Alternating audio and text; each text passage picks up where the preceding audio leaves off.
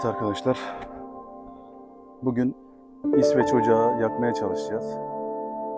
İsveçlilerin yağmurlu ve karlı havada ateş yakmakta zorlandıkları için böyle bir yönteme başvurmuşlar. Bence de gayet mantıklı. Bugün tabii ki hava çok güzel ama ben bunu denemek istedim. Deneyimimi de sizlerle paylaşacağım. Kuru bir kütük olması gerekiyor. Yaş kesinlikle yanmaz. Bunun şu tam üst kısmından ve yandan denk gelecek şekilde deliyoruz. Artık siz çevrenizde bir marangoz varsa bundan yardım alabilirsiniz ya da bir el aletiyle bunu delebilirsiniz. Ben önceden hazırlamıştım. O yüzden şimdi şu deliklerde biraz şey var, pürüz var. Onları açacağım ki ateşi yaktığım zaman oksijen sirkülasyonu daha sağlıklı olsun diye. Evet. İçerisinde biraz çapaklanma olmuş. Onu giderdim şimdi. Böyle daha iyi yanacağını düşünüyorum arkadaşlar. Evet.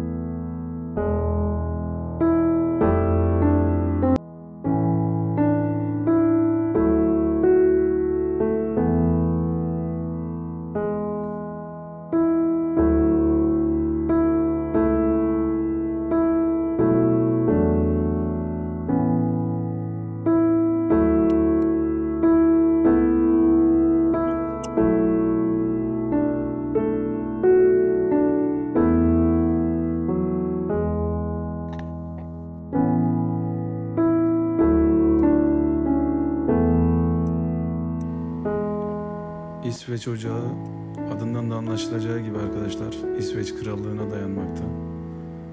İsveç Krallığı askerleri odundan maksimum fayda alabilmek için 30 yıl savaşları sırasında bu yöntemi keşfetmişler. Hem üzerine tencere ve tava koyarak yemek pişirmişler hem de yağmurlu ve karlı havada ısınmak için kullanmışlar. Ben de ilk defa yakmayı deniyorum. Umarım başarabilirim.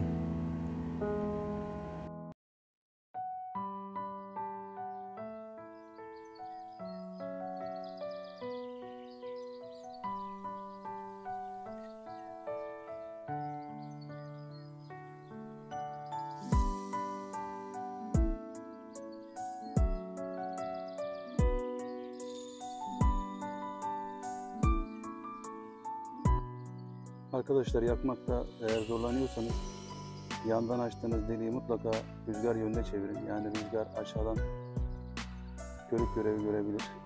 Böylelikle daha kolay yakarsınız.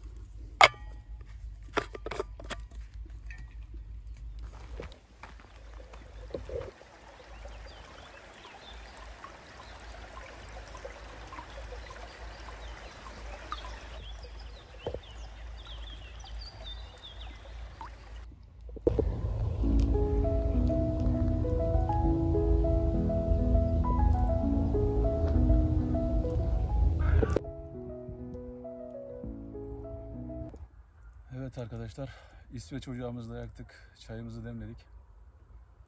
Ramazan dolayısıyla çay içemiyoruz. İftar için ayırdık, termosumuza koyduk. Akşam inşallah iftarımızı köz çayıyla açacağız. Daha doğrusu yemeğin üzerine içeceğiz. Eğer videomu buraya kadar izlediyseniz abone olmayı, beğenmeyi ve yorum yapmayı lütfen unutmayın. Hoşça kalın.